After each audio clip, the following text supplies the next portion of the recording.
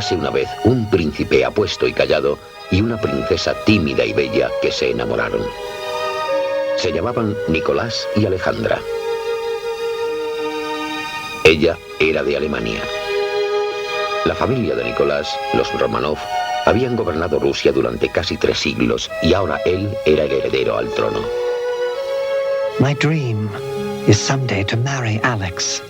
I have loved her a long while, and still deeper and stronger. Nicholas.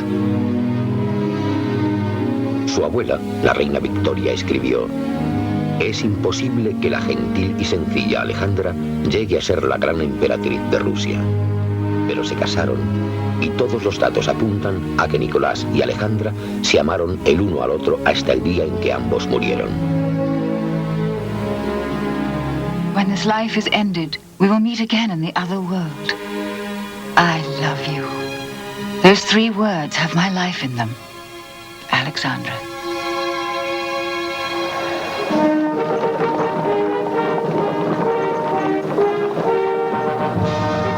En mayo de 1896, y por primera vez en la historia, las cámaras de cine captaron un acontecimiento histórico. Nicolás fue coronado zar de todas las Rusias, amo de un imperio que ocupaba la 6ª parte del mundo entero. El ritual duró 5 horas y parecía conmemorar una época extinguida. Una época en la que los gobernantes absolutos reinaban en Europa. Una época de gran esplendor para emperadores y reyes y de un sufrimiento indescriptible para casi todos los demás. La corona soportaba el peso de diamantes y perlas, así como el de una tremenda carga de poder. I am not ready to be Tsar. I never wanted to become one. I know nothing of the business of ruling.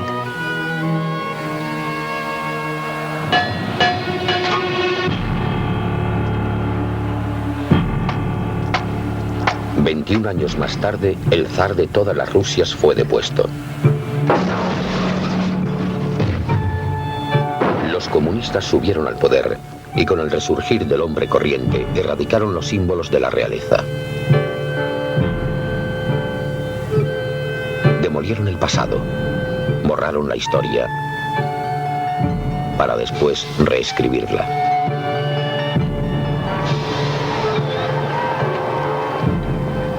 Pero incluso en la Rusia de Stalin, unas pocas personas aisladas se obsesionaron con el zar, con la Rusia que ya no existía, y empezaron a buscar ese pasado olvidado. Una de esas personas era Edward Radzinsky. Cuando todavía era un niño, su padre le había enseñado un libro mágico.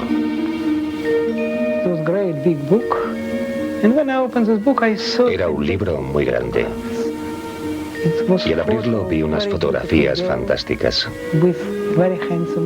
Había una foto de una chica muy guapa con un chico muy apuesto. Le pregunté a mi padre por esa foto y me explicó que era la familia del zar.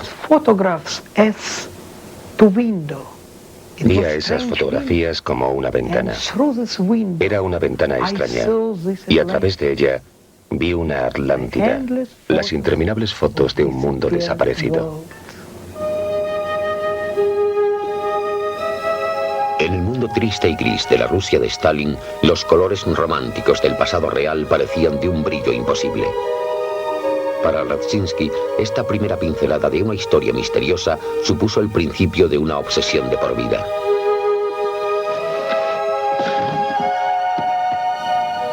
En los años 60 emprendió una búsqueda secreta: encontrar la verdadera historia del asesino del zar. En las profundidades de los archivos de Moscú encontró un impresionante legado de un mundo perdido. Álbumes de fotos que Nicolás y su familia habían hecho para sí mismos.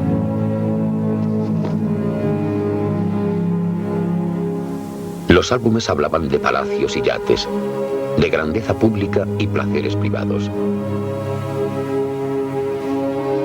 Radzinsky había dado con una mirilla por la que observar las vidas íntimas de la realeza.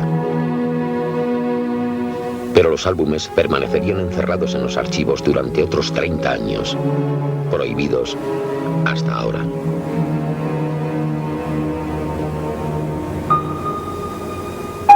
Nicolás era un padre modelo, tranquilo, amable, callado. Alejandra era devota, confiada y solemne, una esposa apasionada y una madre cariñosa. Sus 4 hijas, Olga, Tatiana, María y Anastasia, parecían unas muñecas idénticas. El heredero al trono, Alejo, era el único niño y el típico hijo pequeño. Listo, travieso, un poco salvaje.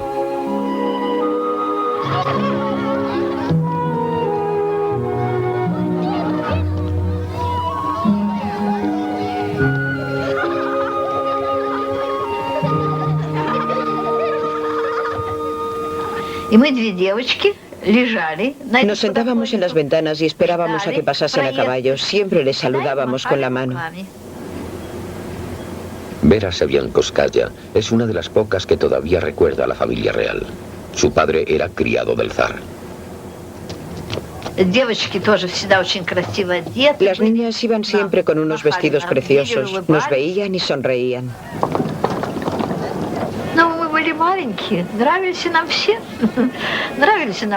Éramos pequeños, nos caían bien todos, nos gustaba su aspecto, claro que sí, era nuestro emperador. Para la mayoría de los rusos, el emperador no era un ser humano cualquiera, era un representante directo de Dios. Nicolás creía que había un vínculo especial de amor y confianza que unía al pueblo llano y al zar. Y él depositó su confianza en ese amor hasta el final.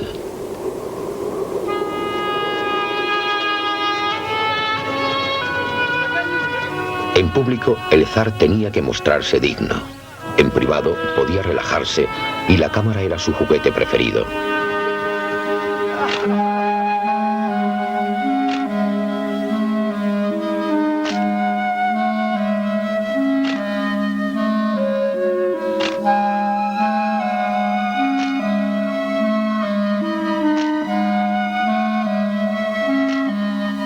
La familia entera sacaba fotos y luego las pegaban en álbumes, como si quisiesen mostrar al mundo, muchos años después, lo mucho que se querían.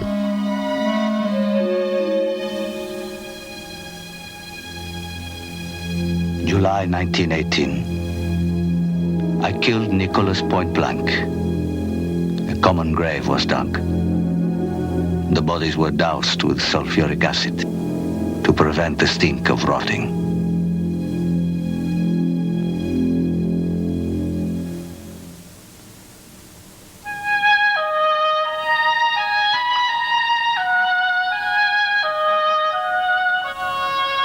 El centro y símbolo del invencible poder del zar era San Petersburgo, la ciudad que Pedro el Grande había construido de la nada, apilando toneladas de piedra sobre las yermas marismas. El resultado fue una capital elegante, una ciudad de fuentes ornamentales, palacios brillantes y esplendor barroco.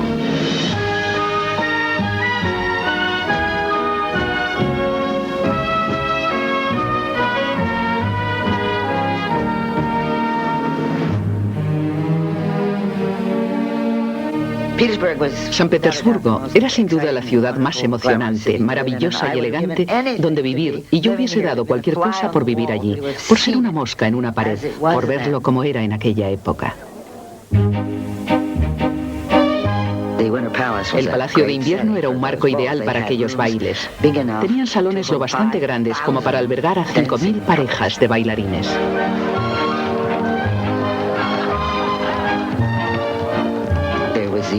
Había unos lacayos que iban balanceando incensarios de dulces olores a través de los salones. Y en invierno, la gente salía corriendo y se iba a patinar por las laderas heladas y a beber champán. Menuda época para eso. En su primer invierno en Rusia, Alejandra acudió a 32 bailes.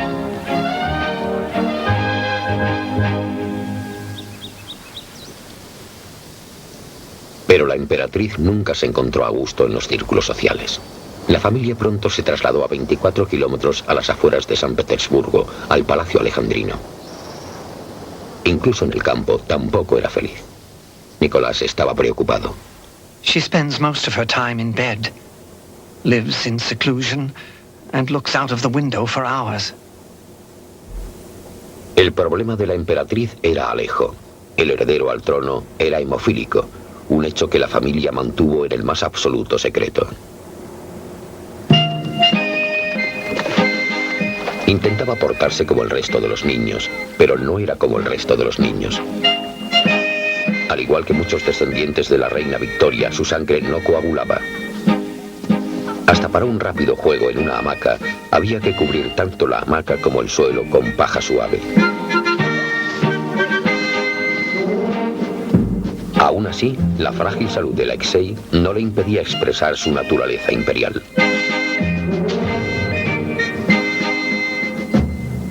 La princesa Vera, de Rusia, jugaba a menudo con sus primos reales en los albores del siglo XX.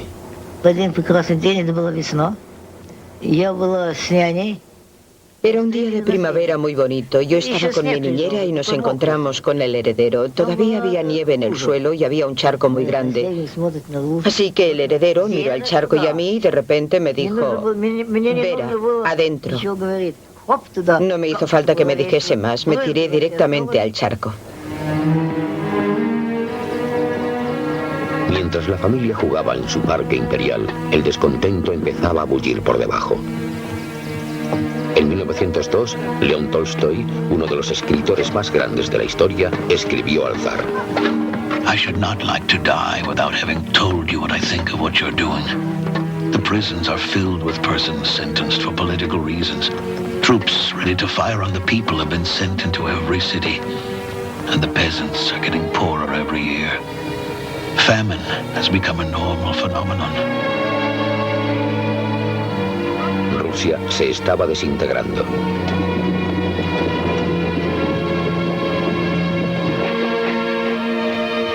Sin embargo, Nicolás soñaba con ampliar su imperio hacia Oriente. Su confiado ejército avanzó hacia el este. Pero Japón les infligió rápidamente una serie de impactantes derrotas.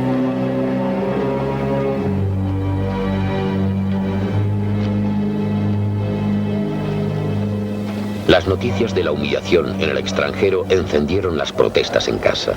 En enero de 1905, los obreros marcharon hacia el Palacio de Invierno con una solicitud que pedía al zar la libertad de expresión y el derecho al voto. Sire, we have come to you to seek justice and protection. We are not recognized as human beings.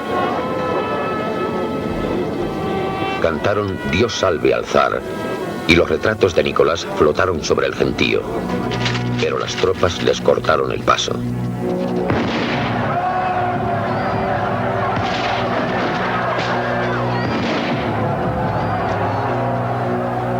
Algunos dicen que hubo 200 muertos, otros dicen que fueron 1000. Se le llamaría el Domingo Rojo.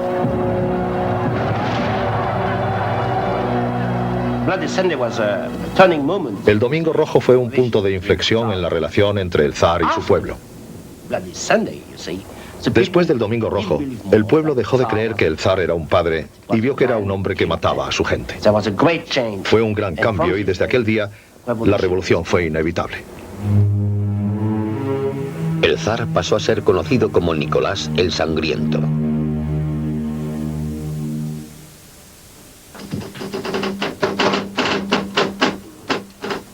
Ahora, Geli Ryabov escribe populares historias de detectives, pero en los años 60 era un detective de verdad. Un policía comunista que sinceramente creía que el zar era malvado.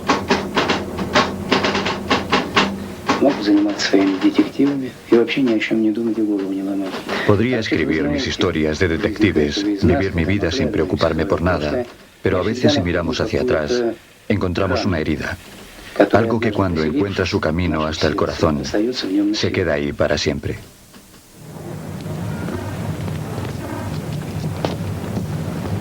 Un día de 1976 viajó hasta la ciudad que antaño se había llamado Yekaterinburg. Pronto encontró la casa en la que asesinaron al zar. Ryabov bajó las escaleras hasta un medio sótano muy siniestro. Una habitación pequeña y silenciosa que en su día había contemplado sangre y muerte. Me produjo una impresión tremenda. Solo imaginarme que en aquel suelo había habido gente cayendo ensangrentada, gritando. Allí los mataron. No sé. Creo que hasta el propio Satán hubiese cambiado después de visitar aquel lugar. Yo cambié. Decidí que tenía que encontrar los restos del zar.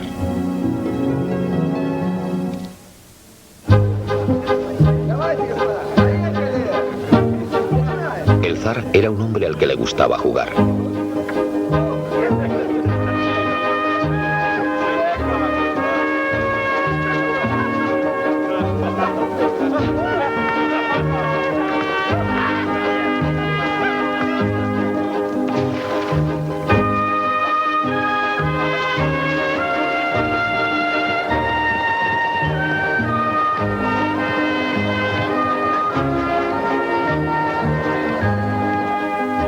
No le gustaba gobernar.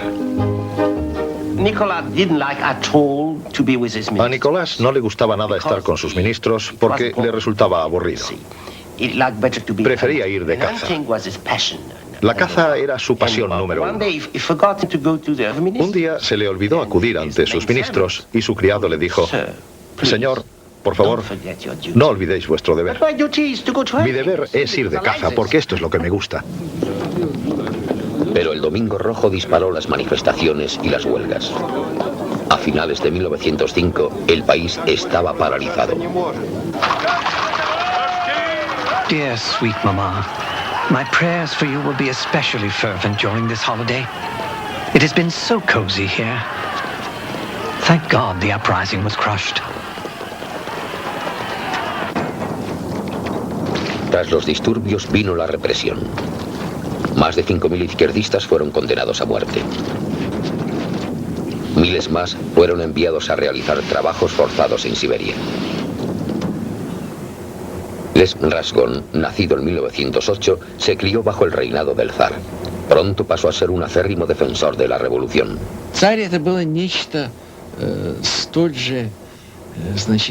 Para nosotros el zar era algo difuso, superior e inalcanzable, algo así como Dios. Nadie pensó nunca que él era el responsable de lo que ocurría, pero yo creo que el zar era el responsable absoluto de lo que ocurría. Ni uno solo de los zares rusos había causado tanto mal ni matado a tanta gente como él. Pero Nicolás estaba convencido de que el pueblo le quería. El zar era prisionero de su imaginación. Un colectivo que sí quería al zar era un clan de feroces jinetes llamados cosacos.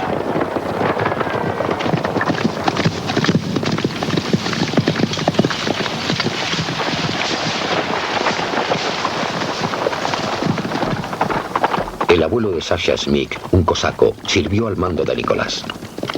Años más tarde, tras la caída del comunismo, Smyk esperaba que volviese a resurgir una Rusia imperial, unida bajo un nuevo zar.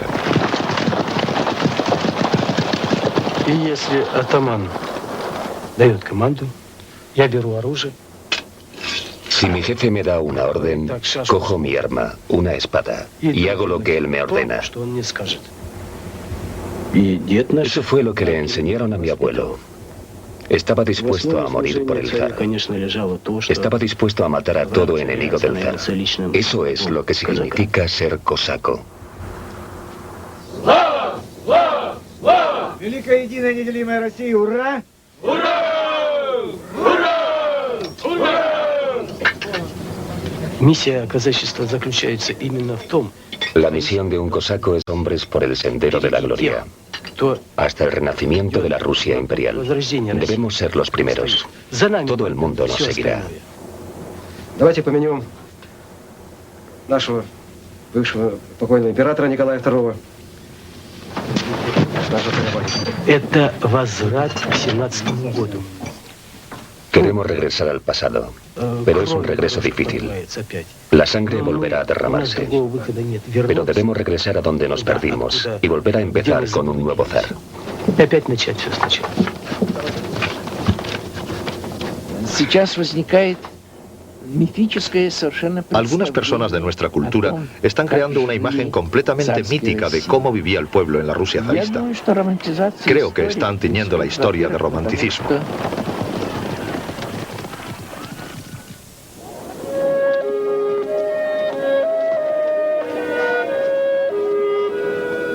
Para Nicolás, ser zar significaba ceremonias y tradiciones, no discusiones. No soportaba estar con gente más inteligente que él, más ingeniosa, porque no sabía qué decir. Por ejemplo, cuando tenía una recepción, nunca se quedaba con los invitados porque no tenía nada que decir. No tenía ni idea de nada.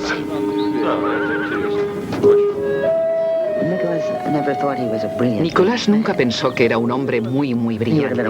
Hubiese sido un rey inglés maravilloso, un rey inglés perfecto para ir a hospitales e inaugurar cosas.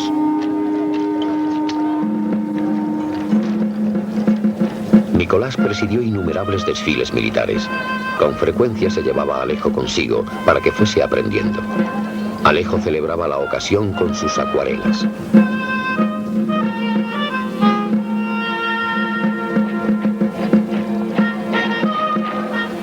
El heredero disfrutaba inmensamente de la pompa y la ceremonia, igual que Nicolás.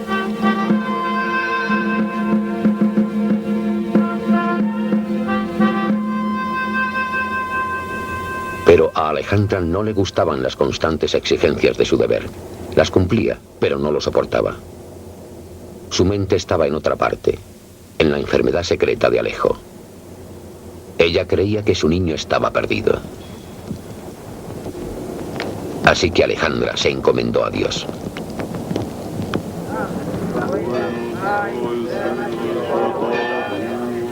La familia se reservó una capilla privada de la catedral de Fedorovsky para que la emperatriz pudiese acudir a adorar y rezar sin ser molestada.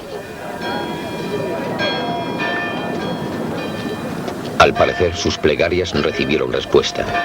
Un día, Nicolás escribió en su diario: We have gotten to know a man of God, Grigory Rasputin.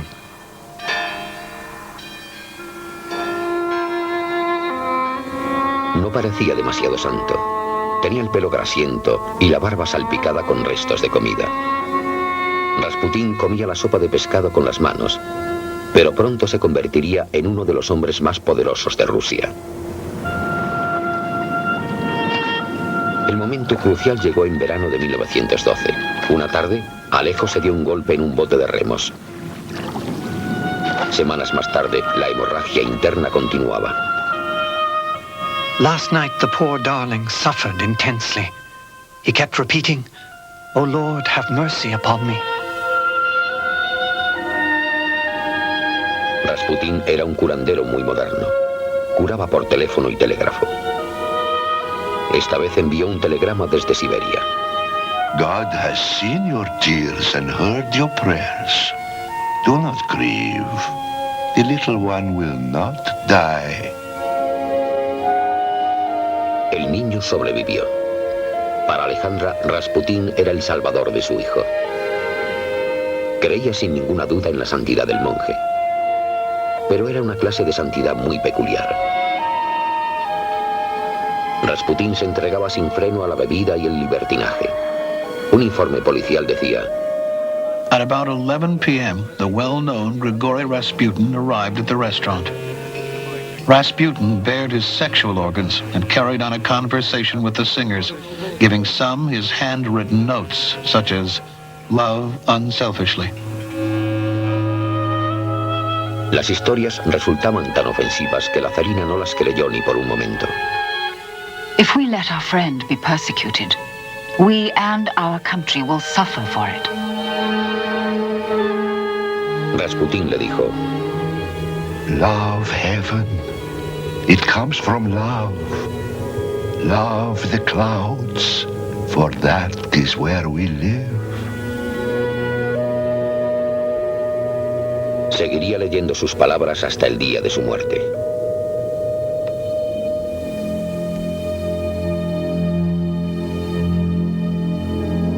July 1918. Each of the girls turned out to be wearing a picture of Rasputin around her neck. The bodies were put in the hole.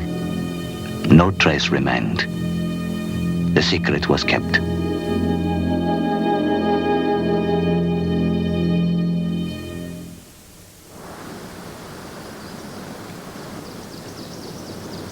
Y todo permaneció en secreto.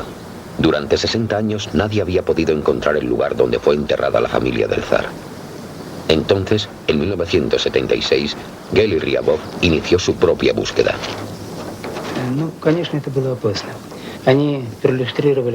Claro que fue peligroso. Censuraban mis cartas, pinchaban mis conversaciones telefónicas. A veces me seguían. Con gran esmero, Ryabov reunió las piezas del puzzle.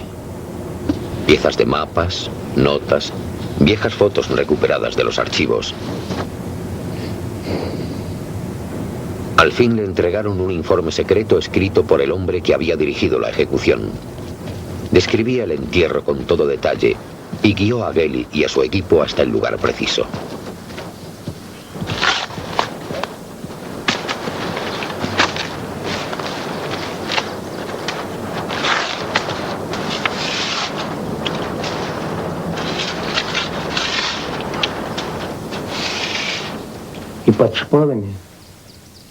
Encontramos los huesos de la familia bajo una capa de traviesas de ferrocarril. Estaban en unas condiciones horribles. Todos se quedaron impresionados. Algunos vomitaron. Eran huesos verdinegros.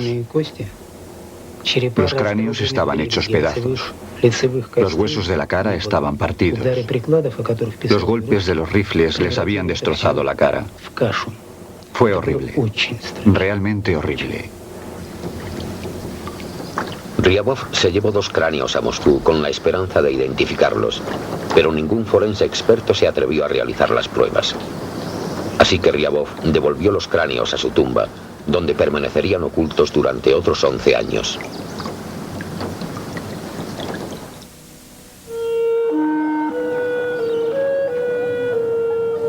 En la primavera de 1914, la familia real se desplazó como de costumbre a Livadia, su palacio en el Mar Negro.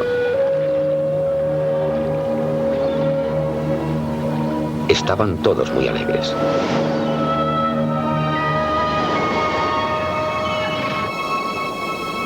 Anastasia estaba cautivada por la magia de la fotografía. Se fotografiaba en un espejo, tumbada sobre una barra oculta para parecer que levitaba. Corría el año 1914. Aquel sería su último año de felicidad. Un verano cálido y tempranero que no acababa nunca en las fotografías. En la vida real, el verano se acabó de golpe. En agosto, Rusia entró en guerra contra Alemania y Austria.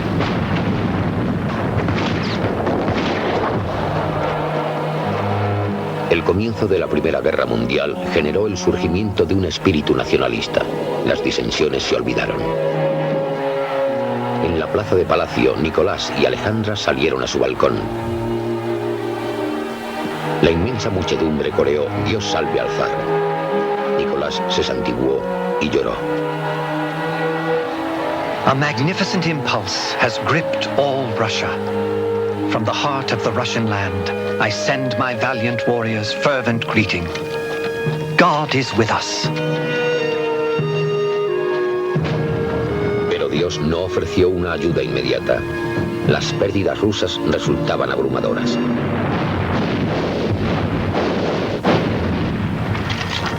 Un general escribió: "Un tercio de los hombres no tiene rifles. El ejército se ahoga en su propia sangre".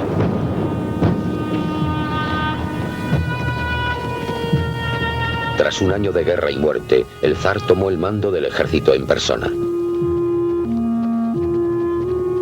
Al partir hacia el frente, Nicolás y Alejandra sufrieron una dolorosa separación, casi por primera vez en 20 años de matrimonio. My beloved Sonny, when I read your letters, my eyes grow moist. I don't know how I could have endured it all if God had not given you to me as a wife. my very own beloved one. It will be a glorious page in your reign and Russian history. Sleep well, my sunshine. Russia's savior. Pero las pérdidas y los muertos seguían acumulándose. Y el propio zar se convirtió en símbolo de derrota, agonía y vergüenza.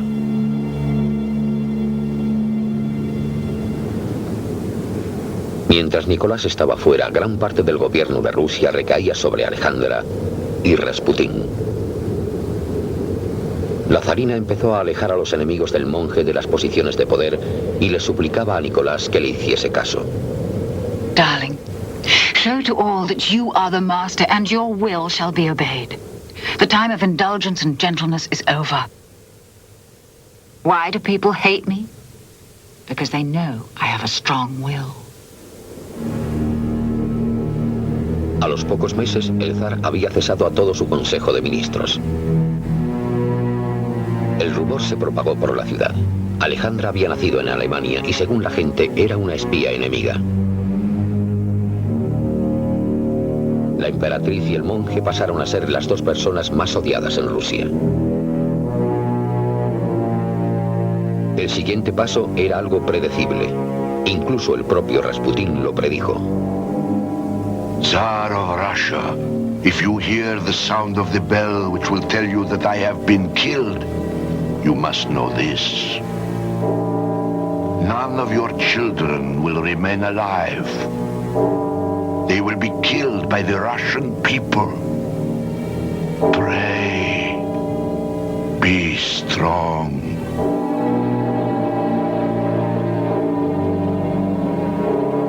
En diciembre de 1916, un grupo de altos nobles envenenó a Rasputín con cianuro. Le pegaron 3 tiros y lo tiraron al helado río Neva. Oh, God have mercy. Such utter anguish. Aquel fue el primer asesinato. Pero vendrían más.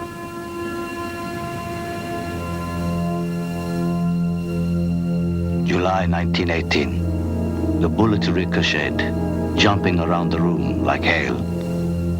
We scattered the grave with dirt and put boards on top. The secret was kept.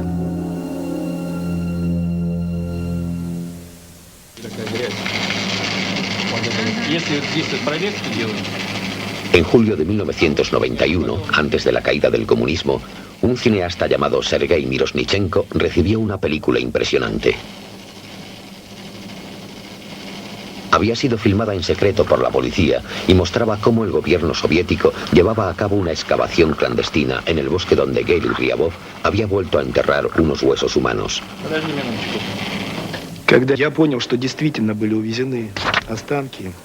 Cuando comprendí que se llevaban los huesos, me asusté mucho. Sentí como si hubiese sucedido algo horrible, como si nadie nunca pudiese llegar a saber la verdad sobre el asesinato. Y aunque no quería hacerlo, tenía que mostrar a la gente la verdad. Tenía que decirles que la excavación había tenido lugar, que había sucedido en secreto, y que el motivo por el que la habían hecho era desconocido. El momento escogido resultaba macabro. La fecha era el 16 de julio de 1991, el aniversario de la muerte de Nicolás.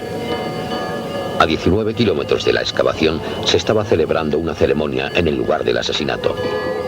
Miroshnichenko decidió contarle al gentío lo que sabía. Нам стало известно, что облисполком этим занимается.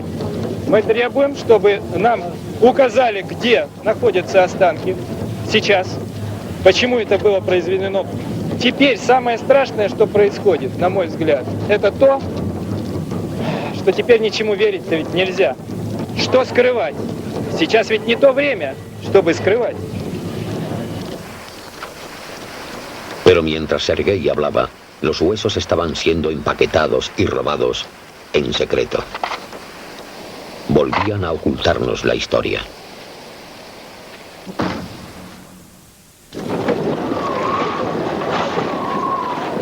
En los primeros y heladores meses de 1917, el gobierno del zar se tambaleaba sobre un precipicio muy resbaladizo.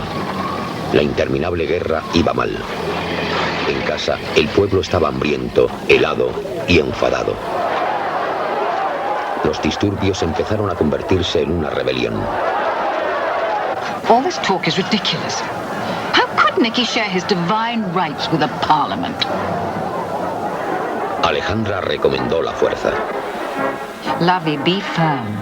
Let them feel your fist. They themselves are pleading for this.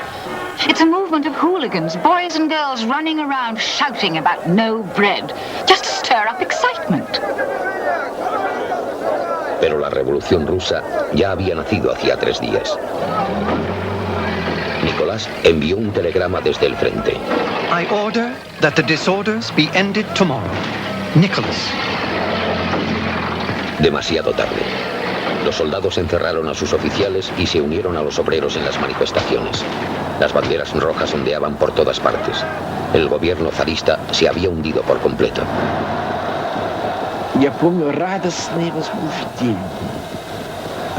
Recuerdo la excitación que había tras la caída del zar. Era una alegría universal compartida por todos los estratos de la población. Todo el mundo esperaba que fuese el inicio de una nueva era y que esta iba a ser mejor. Nicolás no tenía alternativa. El 2 de marzo de 1917 firmó un manifiesto en un vagón de tren en Pskov.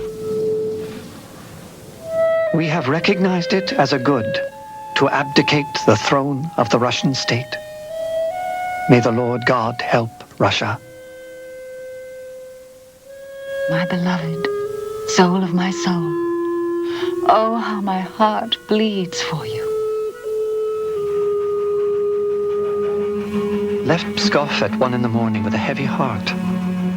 All around me, I see treason, cowardice, and deceit.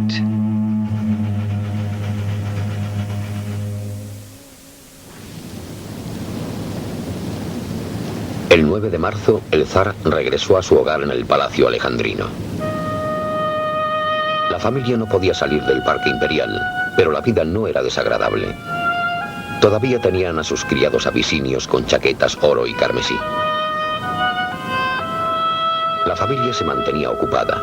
Cultivaban un huerto de verduras, limpiaban los caminos, se sentaban tranquilamente al sol, remaban en el lago.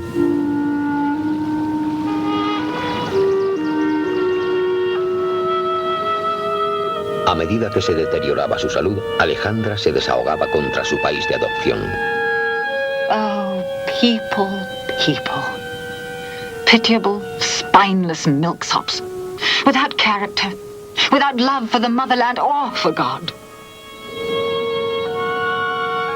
Pero Nicolás sentía una extraña serenidad. Now have plenty of time to read for my own pleasure. Also enough time to sit with the children. Tras 23 años de odiosos deberes, por fin se encontraba en cierto modo libre.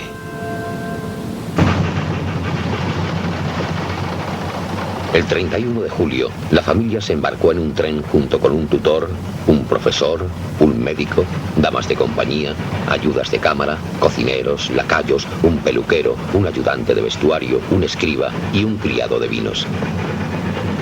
Esperaban poder ir a Inglaterra, pero el tren les llevó a Siberia.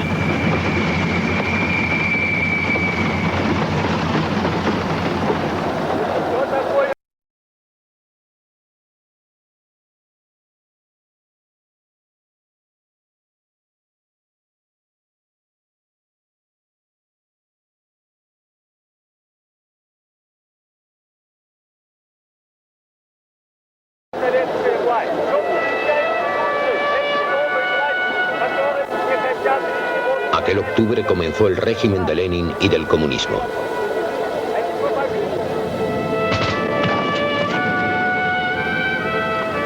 Pero pronto estallaron las peleas entre los rojos bolcheviques y los blancos monárquicos. La guerra civil despedazó al país entero. En abril de 1918, los comunistas trasladaron a la familia real a un enclave bolchevique llamado Yekaterinburg. A splendid, warm day. We were led to the house that had been gotten ready for us, Ipatiev's house. La casa de Ipatiev había recibido un nombre siniestro, la Casa del Propósito Especial. Nicolás y su familia ya no eran invitados, eran prisioneros de verdad. Workmen have put up iron railings before our only open window.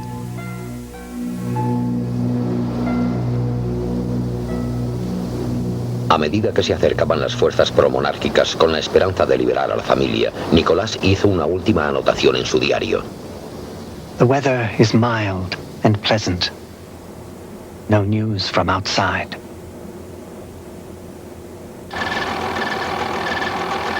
A última hora de la noche del 16 de julio, llegó un telegrama para el comandante de la casa de Ipatiev, Yakov Yurovsky.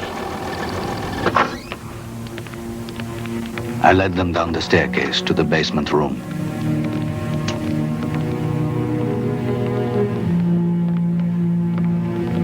Las niñas llevaban corsés especiales en los que escondían los diamantes reales, 8 kilos de diamantes. La familia se dispuso en un grupo compacto. Creían que les iban a sacar una fotografía.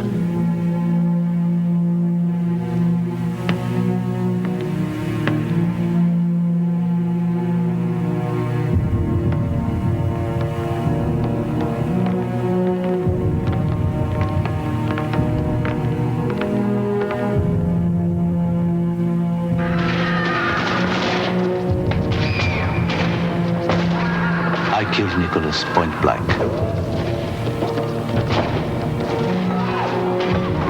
The bullets bounced off the girls, jumping around the room like hail. When they tried to stab one with a bayonet, the point would not go through her corset.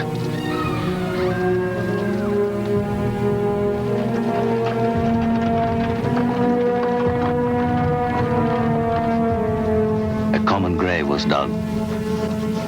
Their bodies were doused with sulfuric acid to prevent any stink from them rotting. We put boards on top and rolled over it several times. No trace of the hole remained. The secret was kept.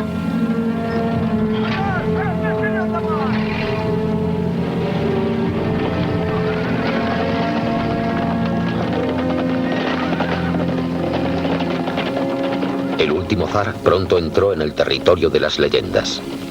Nicolás y su familia se convirtieron en un vago pero fabuloso rumor, como si de una historia de antiguos fantasmas se tratase.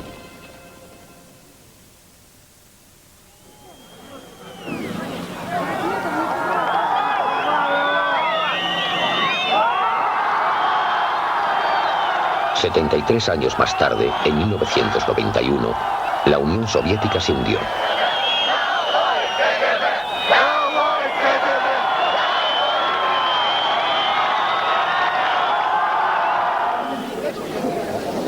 La historia se había vuelto a invertir.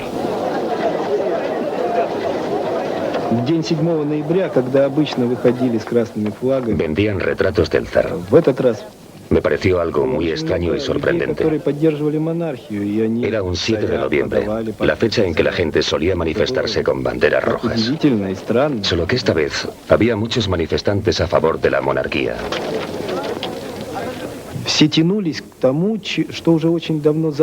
Todo el mundo estaba fascinado con algo que se había olvidado por completo, que se había borrado de la memoria de la gente.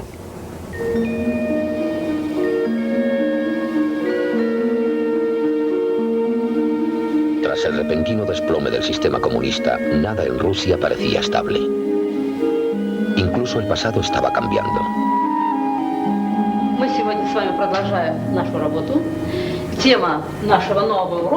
En 1991, muchos colegios tuvieron que suspender los exámenes de historia. Ni siquiera los profesores sabían cuál era la respuesta correcta. A veces los niños lo decían directamente, ¿para qué necesitamos la historia? Mañana será una era distinta y todo se interpretará de forma diferente. No sé ni qué creer.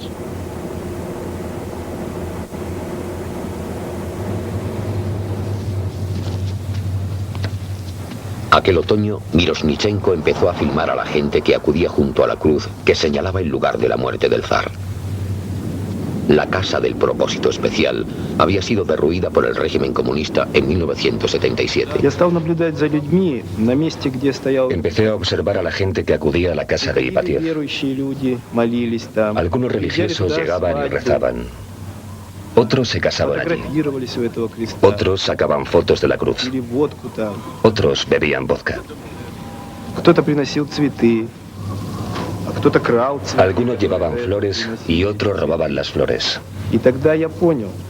Y cuando vi aquello, comprendí que no nos sería nada fácil regresar.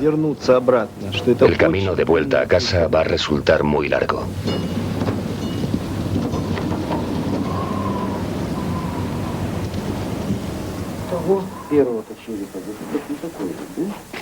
Miroshnichenko filmó cómo unos forenses expertos examinaban los huesos. Con la nueva apertura de Rusia, al fin se pudieron analizar los huesos. Los análisis fueron concluyentes. Ahí estaban el zar y la mayoría de su familia, incluida Anastasia. Entonces surgió la pregunta, ¿qué hacer con estos huesos reales? Y lo que se hizo fue nada.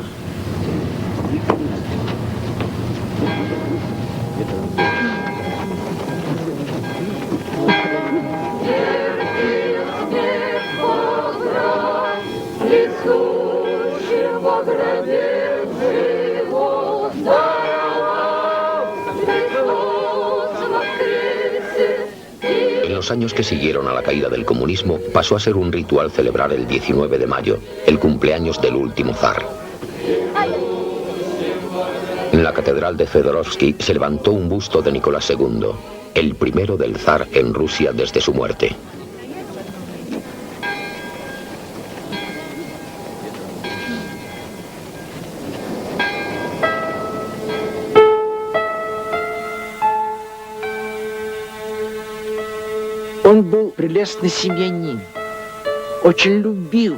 Era un padre maravilloso. Quería mucho a su familia y a sus hijos. Pero aún así, fue culpa suya que los niños acabasen en el sótano de la casa de Ipatiev. Esa es la tragedia de la historia y la tragedia humana de Nicolás II.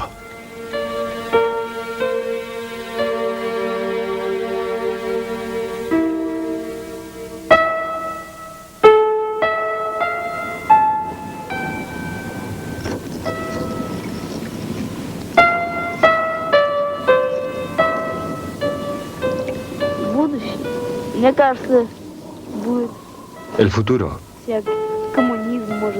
A mí me parece que puede llegar el comunismo, la revolución o cualquier cosa. Incluso los peces han dejado de picar. En los viejos tiempos, cuando el zar vivía, solían pescar solo con un palo y un anzuelo, solo con un trozo de madera, y en aquella época los peces picaban.